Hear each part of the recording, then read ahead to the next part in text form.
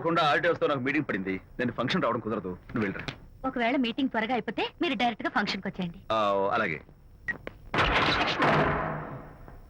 అనిత అనిత అనిత ఏయ్, మొగుణ్ణి కొట్టించిన వీర వనిత, ఏం చేస్తున్నావే? ప్రకాష్, ఏమైంది? ఏమైందా? నువ్వు చేసిన పనికి గుండె మండిపోయి తాగొచ్చాను కాబట్టి నా ఇష్టం వచ్చినట్టు అవుతాను. నేనేం చేశానండి? ఏం యాక్టింగ్ చేస్తుందండి. ఏయ్, నువ్వు నువ్వు ఆ విజయ్ గారితో నన్ను కొట్టించలేదు.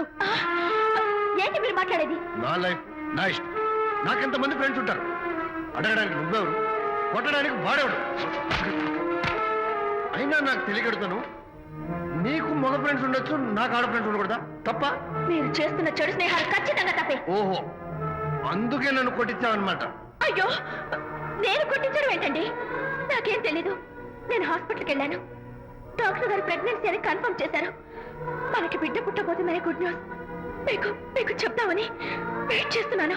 No no no no no no, మనక్క బిడ్డ పుట్టబోయేది నీకు.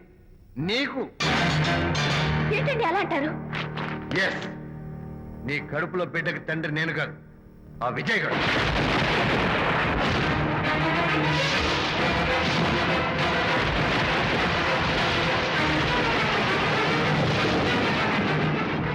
ఏమిటి మీ సీక్రెట్ నాకు తెలిసిపోయిందని కంగు తిన్నావా? ఏమిటో ఊరికే నోరు పారేసుకుంటున్నావు?